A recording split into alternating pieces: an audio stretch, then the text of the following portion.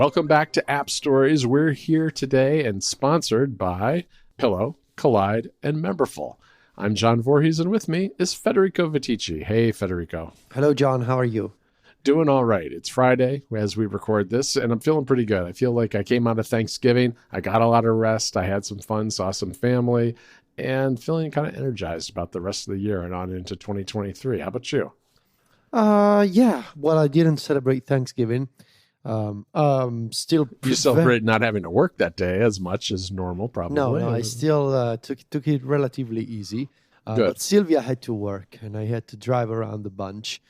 Still pretty busy with the house stuff, but hopefully that kind of work will be diminishing over the next few weeks, and I'm really looking forward to the holiday break in Christmas and the new year. I feel like I can really use the holiday break right now, but there's one final push before the end of the year because we need to do a bunch of things at Mac Stories first.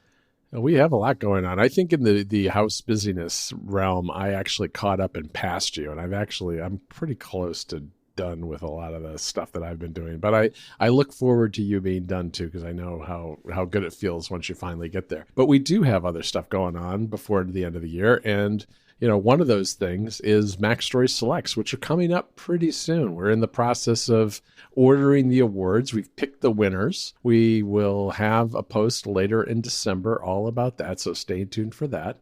And on Mac Stories Unwind, we are doing our best of series that we do at the end of the year. We're going to be covering our favorite music releases of the year, the best TV and movies, and video games too. It should be a lot of fun. I spent a lot of time this week working on my music picks.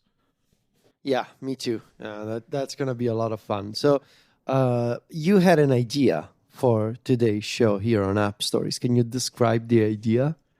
Yeah, I called this Gone But Not Forgotten. And I don't know what it was that triggered this in my mind, but I wanted to talk today about both features and apps that we've seen over the years on Apple's various platforms that just didn't make it, ones that just kind of disappeared. And I have a favorite one, which I put right at the very beginning of the list, because it's one of those weird Apple stories that just kind of appeared and then faded into the background over time.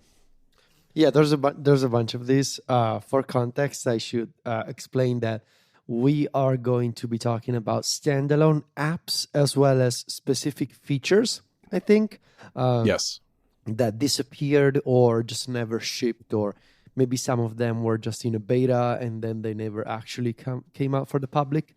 But let's start with the apps. I think you wanted to start from your favorite one, the all-time great, also a recurring theme and reference on my other show, Connected, Warren Buffett Paper Wizard, right? Yeah, yes. This has to be one of the strangest stories out of the App Store over the past few years, I think.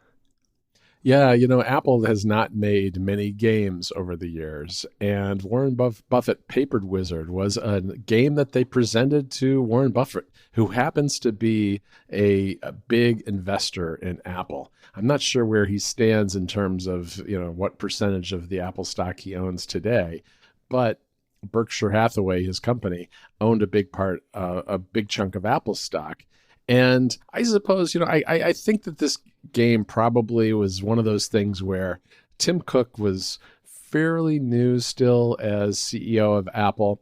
And he probably thought to himself, what do you get Warren Buffett? What do you get Warren Buffett? A guy who is worth billions of dollars. What do you get the person who could buy anything, really?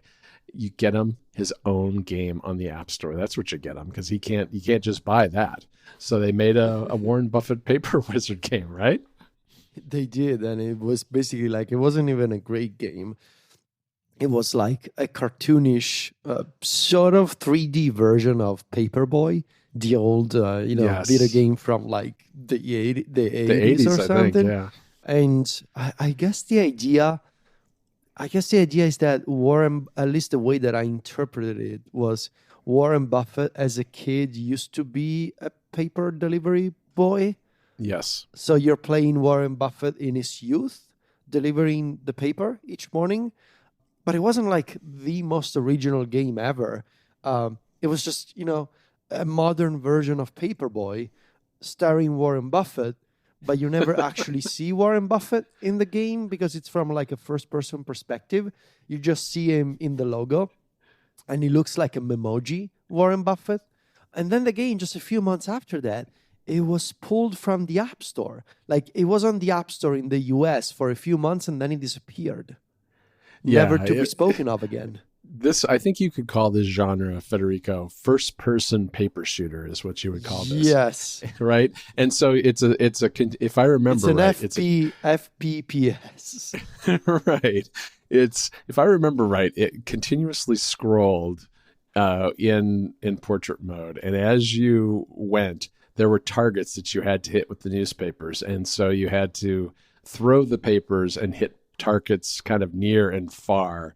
And if I also remember right, I think there was really a hard cap on what your score could ultimately be. Yes, and there was a standings at the end, and Warren Buffett, of course, was in the standings along with your score. And I don't think it was possible to beat Warren Buffett. I think that was part of the gift they gave poor Warren, is that he was going to be the master of paper wizard no matter what. We're going to make you a game about yourself, and we're going to make you the top of the leaderboard in the app, and no one will be able to beat your high score. That was the gift from Tim Cook to Warren Buffett, which is, everything about this is so strange. I really do think it started out like that. Like, Tim Cook wanted to give Warren Buffett something for his birthday or something, and he couldn't figure out what, and he commissioned, maybe a couple of people. It's like, hey, can you make the guy a video game, and we're just going to pull it in a matter of months?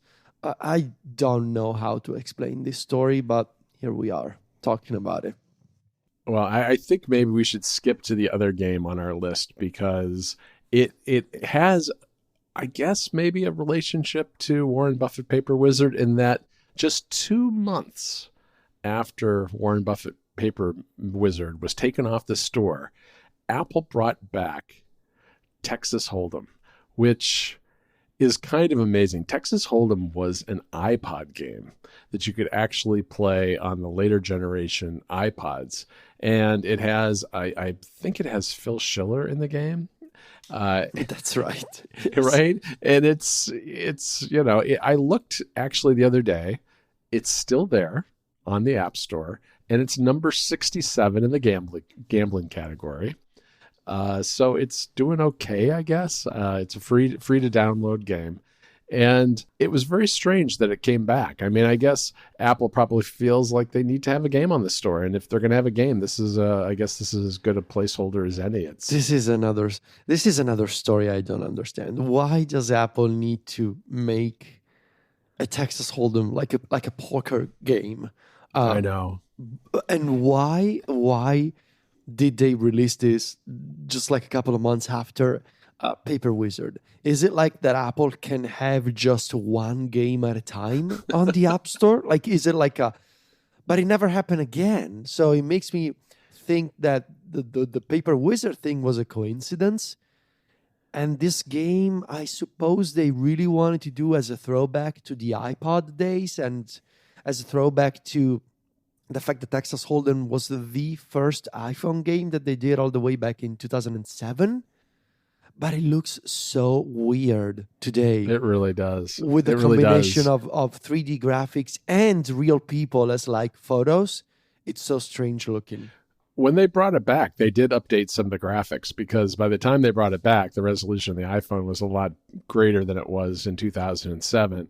I do remember at the very beginning of the iPhone, when I was first trying to learn to develop apps myself, there was an example app that you could compile in Xcode that was some sort of spaceship shooter game. I don't think that Apple ever actually released that, but I believe that was available as part of the early downloads of the what became the iOS SDK, but wasn't called that then.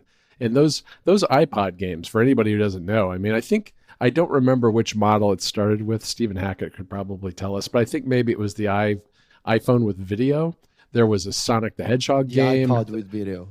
That's That's what I meant. The iPod with video. There was a Sonic the Hedgehog game. There was this Texas Hold'em game. Some other ones I don't really remember. I think there was Galaga, maybe? Maybe Galaga. Yeah, there was a game by Namco, and I think there was a game by Squaresoft. Was it some kind of Final Fantasy? Oh, I think maybe. There was. I think there might have been a rhythm game too of some sort, and maybe Bejeweled, maybe.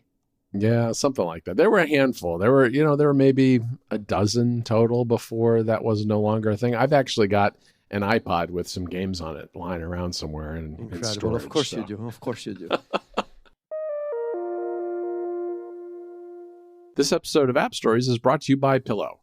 Studies show that getting a good night's sleep improves your health and well-being in lots of ways.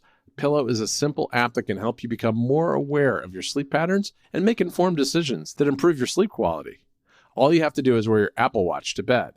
Pillow tracks and analyzes your sleep automatically and gives you a full report in the morning. If you want to use Pillow with just an iPhone or an iPad, you can do that too, with the press of a button before going to bed. If you have an Apple Watch, you can also get important information about your heart. Things like heart rate trend, variability, heart rate dip, and blood oxygen levels for every sleep session. You can even record sounds like sleep talking, sleep apnea, snoring, and other noises that occur during the night that might be disrupting your sleep. If your Apple Watch is a Series 6 or newer, Pillow will also display information about the intensity of those sounds and give you a rating in the morning. Another great aspect of Pillow is helping you stay informed.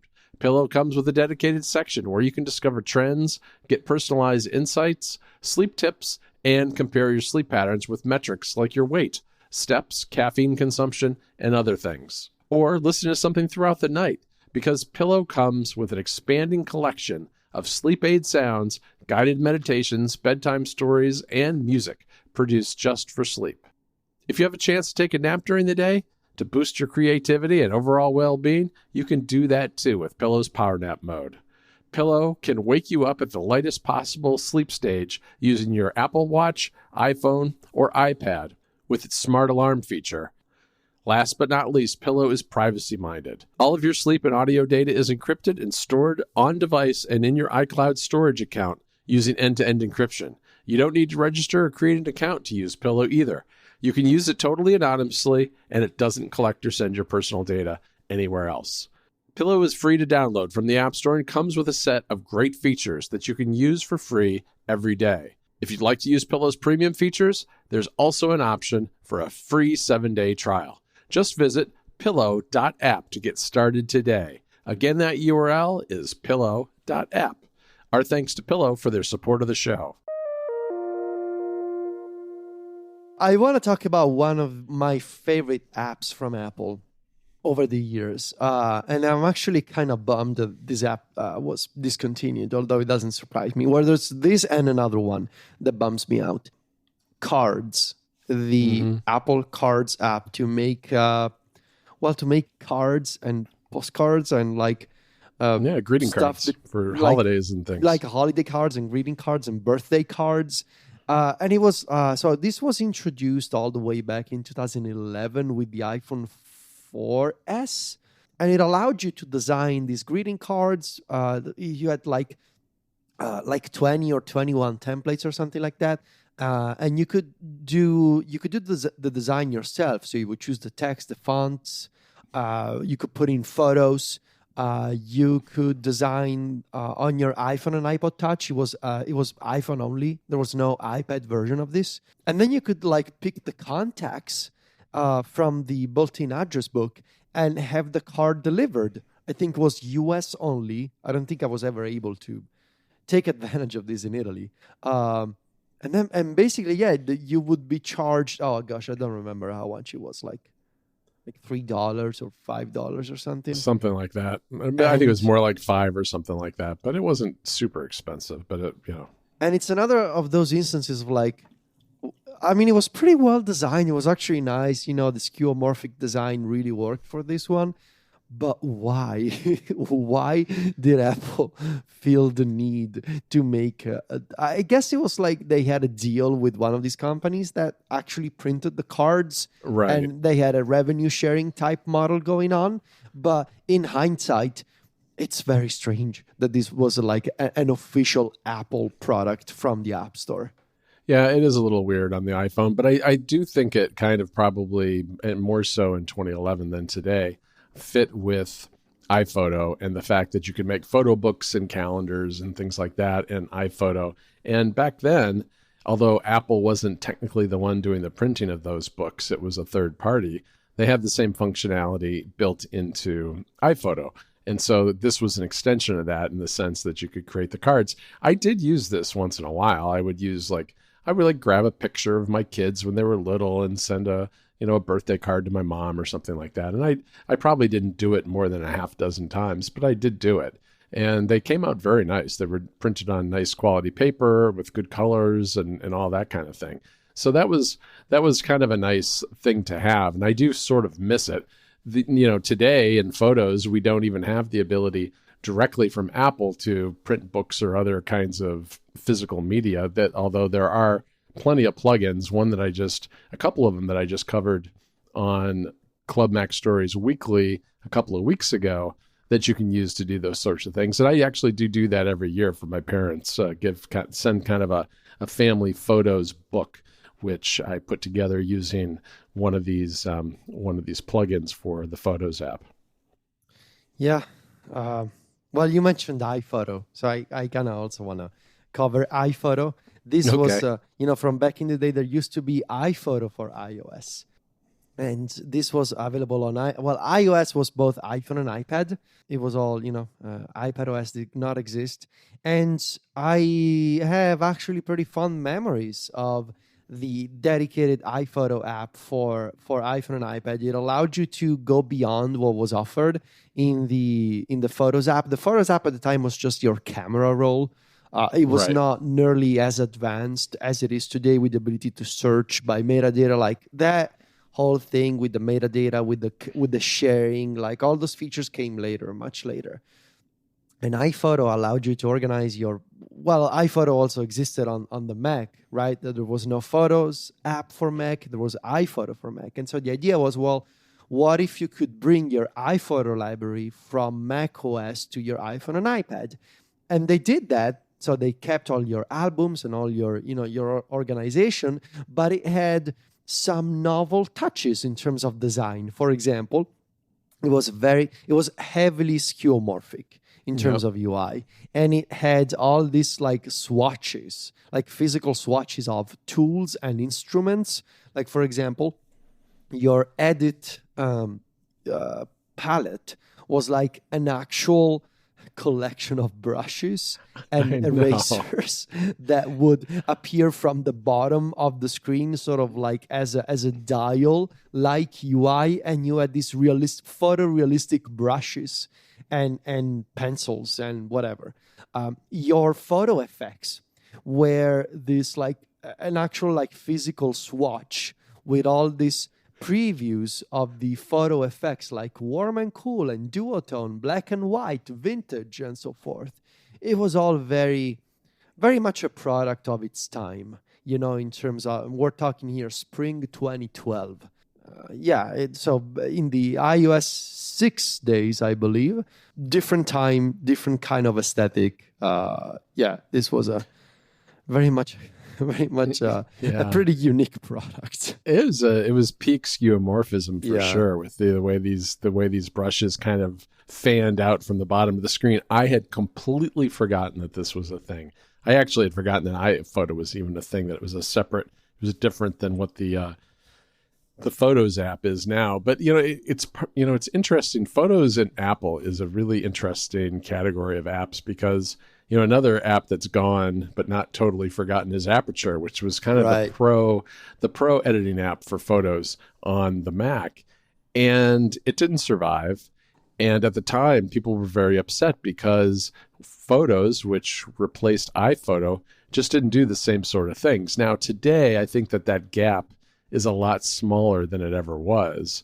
And you also have an awful lot of third-party apps that you can use, and not just, like Lightroom from Adobe, but you've got Pixelmator Photo and Pixelmator Pro and all sorts of different options there today. But Apple really went through, I think, a fairly rough transition from the iPhoto and Aperture days to what today is photos everywhere. And part of me kind of wishes they do the same thing with music. I mean, I feel like this is a transition that's going to be painful, but feels like it needs to happen, especially with the Mac version of music. But that's I guess a topic for another day. We've talked about that many times in the past, and we don't need to repeat ourselves about all the issues that we see with music. iWeb. Do you remember iWeb? I guess iWeb and iDVD. I guess DVD. Forgetting something. Yeah, iWeb was the website design tool, part of the iLife suite of apps.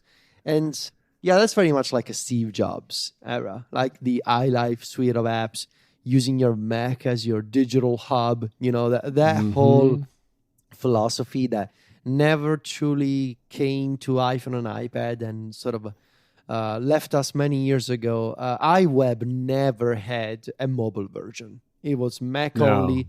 I remember several websites from my friends, just people that I got to know over the years that were originally made with iWeb. You can run into them still on the web here and there. I mean, I think so. I have run into them now and then. I actually made one at some point. I don't remember what it was for. Yeah, I did. It was a pretty rough tool. I mean, it was easy to use, but you had to really stay within the lines, the templates. If you tried to do anything custom, it got kind of messy fast. Yeah. This episode of App Stories is brought to you by Collide. Traditional endpoint security tools can make your workplace feel like a surveillance state, turning users and IT teams into adversaries, and ultimately driving your employees to work on unsecured personal devices. But it doesn't have to be that way. Collide is a device security solution built around honest security. Their philosophy is that employees aren't your biggest security risk, they're your biggest allies, and your relationship with them should be based on transparency and informed consent. Collide works by notifying your employees of security issues via Slack and giving them step-by-step instructions on how to resolve those issues themselves. For IT and security teams, Collide provides the right level of visibility for Mac, Windows, and Linux devices, and it can answer questions about your fleet's security that traditional MDMs can't do. You can meet your security goals without compromising your values. Visit collide.com/appstories to find out how. If you follow that link, they'll hook you up with a goodie bag just for activating a free trial. That's KOLIDE.com/appstories. Visit them today to find out more. Our thanks to Collide for their support of App Stories. There's another one that I wanted to mention when I said a few minutes ago, there's another one that I miss. And I'm kind of sad that it didn't work out as an idea. Music memos. So music memos, this is more recent Apple history, I feel like. Music memos was, the idea was, what if you took voice memos? And because it's so popular, we heard several songwriters over the years say, all of my song ideas, I save them as a quick note in voice memos. And Apple must have been like, well, what if we could take voice memos but make a spin-off version just for musicians and artists? And that was Music Memos, and it was really designed to sort of allow you to record something when you were inspired because you had like a melody or a riff in mind. And it was very simple, right? It had this very simple recording UI, and I believe it would transcribe your melodies with actual music notation. I think was actually doing it was recognizing the sort of the notes and the chords that you would play. And later, if I'm not mistaken, you could take that music memo and import it into GarageBand. I think that's right. Something like that. You could take that music memo and sort of grow it and evolve it and turn it into a more fleshed out idea. You could change the tempo. you could do a bunch of things. You could overlay like a basic loop, like drums on top of your, like a beat on top of your music memo, to see if it actually worked out with the rhythm. It was very nicely done. I think it was released in 2016, never updated, and pulled like a couple of years after that. Yeah, which is too bad. I agree. I think it was kind of a cool idea. I remember a lot of publicity around this. If I remember right, they had at some point either an official Apple ad, or maybe it was just one of those PR type stories that show up here and there of Taylor Swift using it. Yes, if I recall correctly, and some other musicians. So yeah, there was a lot of fanfare up front, and I always would open it and think, oh, this would be really cool if only I had a reason to use it, but I don't. And I think there were just too many people in that category, and that eventually just died on the vine. Yeah. All right, should we do some? No, there's one more. There's actually one more. Oh, there's one more good one. Very relevant to the show. One, very topical. The podcast's app with the skeuomorphic tape reel. I mean, come on, right? Yeah, that was good. Those were the days, right? I mean, yes, the app itself is not gone. It's gone through a lot of changes over the years, but this was kind of the point at which I feel like Apple started taking Apple Podcasts in an all new direction, because this was, again, in the skeuomorphic era, and it had gotten to the point where now our podcast players looked like reel-to-reel tapes, which was, I mean, it looked pretty neat, but it was also a little silly, I guess, too. Yeah.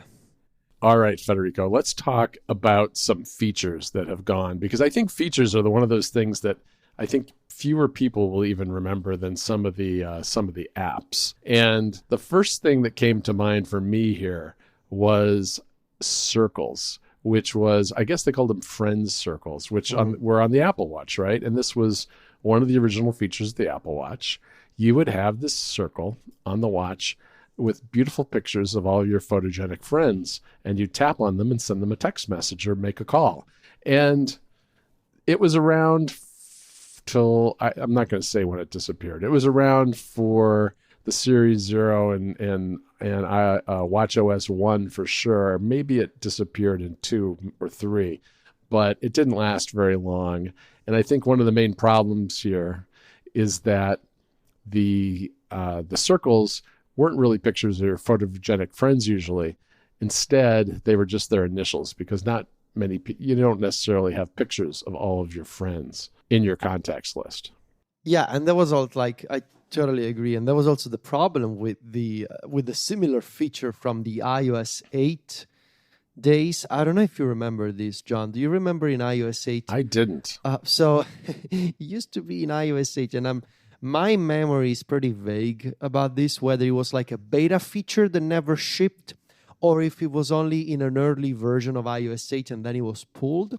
But basically, Apple had put a contact picker, like your favorite contacts, in the app switcher on the iPhone.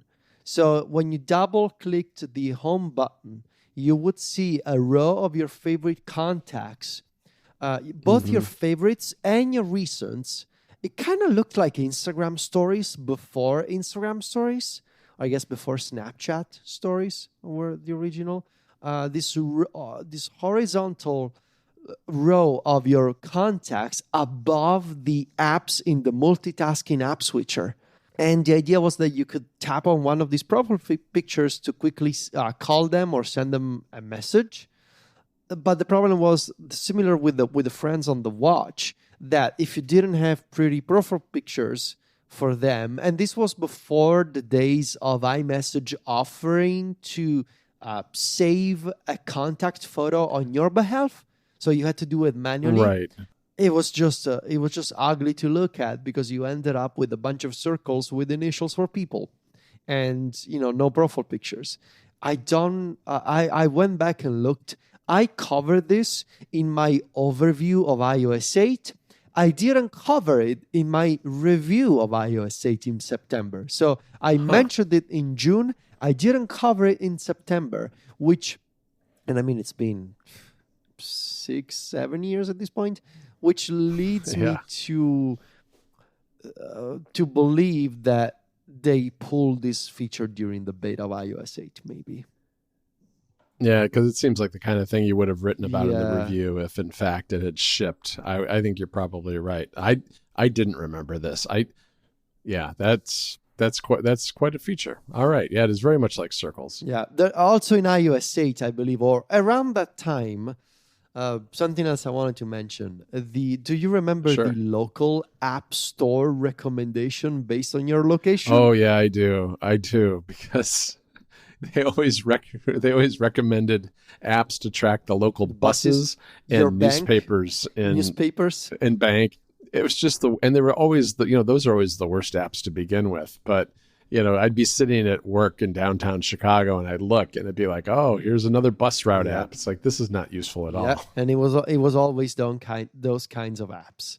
But yeah, that was a thing in the App Store. I think it lasted for like a year, and then it was pulled.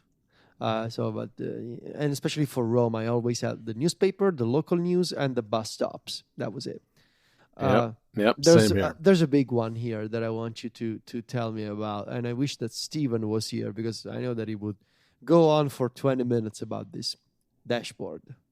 Yeah, so I was thinking about the Mac, and in some ways, things feel like they never go away on the Mac because you've still got apps like chess, right? Remember, you can still go play chess on your Mac, and that app's barely changed over the years. But there have been things that have gone away, and some things that I think, are thought of fondly in the distant past, like Dashboard. Dashboard disappeared, and Dashboard was a modal view on the Mac that gave you widgets before widgets were even a thing on iOS or iPadOS or the Mac for that matter, where you could have your weather, you could have I think like a reminders one, and third-party developers could do this too. This is where I think deliveries got its start, was as a widget on the Mac where you could track your packages as they were being delivered.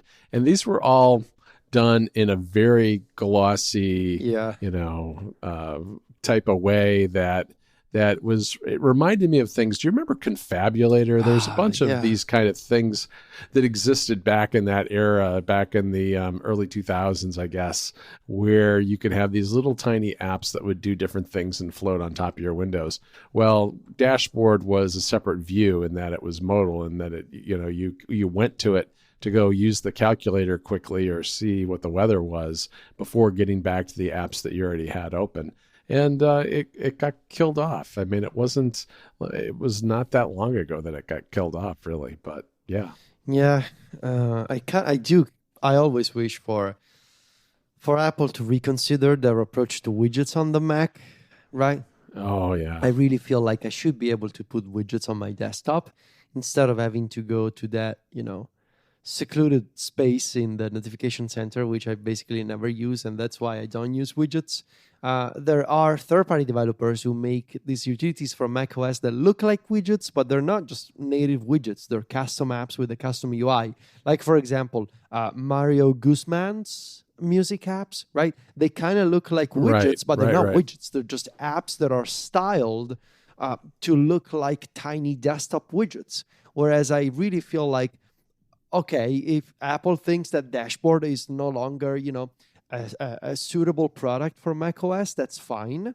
But there should be a way to do more with widgets on macOS instead of just having a very narrow list, a very narrow column in Notification Center. Yeah, I agree. I mean, I think part of the problem that we've got is there's so many gestures on the Mac now that do so many different things that the desktop gets covered up so much. But I feel like with what we've got now, that with Stage Manager, that there ought to be room to kind of clear, Apple's already created Stage Manager and option Stage Manager to clear your desktop of the icons to get rid of that clutter. Why not have another keyboard shortcut or something to clear the apps away too, and have widgets showing up underneath? It'd be yet another mode, but I think it would be kind of nice. Yeah. This episode of App Stories is brought to you by Memberful, the easiest way to sell memberships to your audience, used by the biggest creators on the web. Memberful handles all of the hard stuff so you can focus on what you do best while earning revenue quickly. If you're looking to add membership to your existing business, you want a solution that works with your existing technology, so you can launch a new revenue stream without rebuilding your entire tech stack. That's exactly what we did when we started Club Mac Stories. We've been working with Memberful for years now, since I guess it was 2015 when we started the club, and we've only expanded what we've done with Memberful since as it's expanded its offerings. Memberful seamlessly integrates with the tools you already use, things like WordPress, MailChimp, Discord, and a lot more. In particular, we use it both with Discord and MailChimp for our newsletters and for our Discord community. Memberful maintains a full-featured GraphQL API, webhooks, and OAuth single sign-on to make it easy to integrate seamlessly with any stack. They also maintain a best-in-class WordPress plugin to add membership and content restriction to your website. And you can use custom domain names so everything is branded under your own name, which is what we do with the club too. Plus, you can connect directly with Stripe for secure payments, and it will handle all of your transactional email. Memberful has everything you need to start a membership program, including custom branding, gift subscriptions, Apple Pay, free and paid trials, private podcasts, in-house newsletters, referrals, and a whole lot more. Get started today for free with no credit card required by going to memberful.com/appstories. Again, that URL to check out Memberful and all that it can do for you and your audience is memberful.com/appstories. Our thanks to Memberful for their support of the show. Another feature that I remember using like 10 years ago, a couple of times and never again, target display mode on the iMac. Did you ever use this? I think I maybe did once or twice. Back in the day, I did have an iMac that would do this, and I think I tried it out with a Mac Mini at one point. But this was the feature that allowed you to use an iMac, basically one that was from I didn't write it down, but I think it was like from the around 2009 to maybe 2015, I want to say. Those models of iMacs and the early iMac Pros could be used as a display for another Mac. So it was kind of a way to provide you, I guess, value out of an old iMac, that you've still got the screen that worked perfectly fine. Even if the computer behind the screen wasn't so hot anymore, you could use it that way. And it came in handy if you ran a headless Mac and needed to, have a quick access to a screen to do something. It was useful for that, but it was a pretty short-lived feature. Yeah, now they just want you to buy a studio display. So yes, they do, and we did. So we're part of the problem. This feature I really miss: 3D touch. I know that Peek and Pop used to be a thing. I know that this was controversial. Some people thought the 3D touch was too hidden and non-easily discoverable. I loved it. And I loved it not because like the long press that you have now on iOS to show context menus and open previews, it's fine. It does what it's supposed to do, and it's got the haptic feedback, and that works. But what I really appreciated in 3D Touch was the fine degree of different levels of pressure that you could apply. It was faster because it had a dedicated sensor. If you applied enough force quickly, you could pop open these previews and menus immediately. Whereas with long press, it doesn't detect the pressure that you apply on screen. So it waits for a fixed amount of time, so that you can long press on the screen until a menu or a preview pops up. 3D Touch was faster, felt more native, had multiple levels of sensitivity. I just appreciated that technology as something I could do on my phone. And then, of course, it was removed, to leave room for a regular long press that is completely unaware of your level of pressure. It just uses a time delay where you're holding down with your finger on screen, so that the system knows, oh, I guess the user is holding down, let me show a context menu or let me open a preview, which gets the job done, but I miss 3D Touch. Yeah, I really do too. It was really an extension of Force Touch, which showed up on the Apple Watch first. And I think it gave you more, it made the iPhone feel more like a physical object you were interacting with, right? Because it was less about touching a screen. It was more like pressing an object. And it was a fine distinction, but it did feel a little more tactile and a little more like you were directly manipulating what was on the screen. Where should we go next, Federico? I have a last one that I want to mention. There's one last for me, and I think you have another. I do. Well, which one? You go first, and then I got maybe one or two. I want to mention this feature that was shipped in a beta of, let's see, what was it? iOS 13, maybe? Let me double check. I think that's probably right. It could have been 12. 2019, maybe. Yes. So iOS and iPadOS 13, all right. They offered you the ability in the Files app to pin a folder. Like there was a file. You could pin files and folders to say, I always want to keep these items saved offline, right? It was like a bookmark feature. Like you could pin those items to say, never removed the local download. Always keep this downloaded offline and synced on my devices. When you pinned... Yeah, it's something that Dropbox has had for a long time, for instance. Yeah. Exactly. And you would get like this green badge on the right side of the file that said, this is pinned and downloaded and synced with iCloud. And then it was pulled over the summer. It shipped in June 2019, and a few betas later, it was removed, and it never came back. Just like that. Like it actually never came back, and we still don't have it.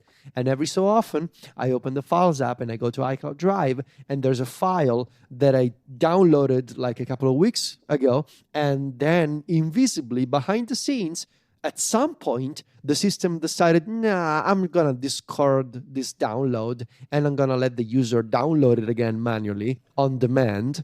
And that's exactly what the pin feature was supposed to solve. I don't know what the technical obstacle was there, but it was removed at some point in July 2019, and we're still waiting for it. Probably forever. Yeah, a lot of the things we've talked about today have been strange, bizarre features and apps that really just didn't stand the test of time. But pinning seems like probably the most useful thing you could have. And it's kind of boring as a feature. I mean, it's not... I mean, we're not talking about an app to turn to make postcards or to turn your iMac into a display. Like, keep files downloaded offline. It's like a trivial option for a cloud sync service, and yet, and yet we don't have it. All right, I do have two more, and I'm gonna end with the big one. But first, I want to talk about CoverFlow, because CoverFlow was a view that started in iTunes on the Mac and then just spread all over the place. It was in Finder, it was on iOS, and CoverFlow started its life as a third-party app. And I am not, for the life of me, I can't remember the name of the app, but the developer got hired by Apple basically for the sole purpose of putting CoverFlow into iTunes, as far as I can tell. And CoverFlow was a way to look through your music originally, because it worked a lot like flipping through album covers. It used the artwork and a 3D rendering that worked on like a carousel type mode, where you could just kind of flip through the albums and pick the ones you wanted to listen to. And it was very clearly from the events of that era a favorite of Steve Jobs, that he was really into CoverFlow. And I loved it myself. I thought it was really great. But after a while, it became almost like a caricature of itself, I think, and maybe it has spread a little too far once it was showing up in places like the Finder, where, it worked okay for photos and things like that, but maybe not so much with your Excel spreadsheets. And eventually it got dropped, and The closest thing we have now is probably the gallery view in the Finder on Mac. Yeah. All right, Federico, to close things out, I want to talk to you about Slofies, which really it hasn't been that long since we had Slofies. So just to clarify here, Slofies have not been discontinued, right? You can still take a Slofie if you want. Can you? Can you really take a Slofie still? Maybe that's the thing. This is not gone but forgotten. This is existing. Oh, yes. I guess you're right. Is that what you're telling me? I think this is existing, but forgotten very quickly since it shipped in September 2019. Basically, the Slofie would be the idea of to take a slow motion selfie.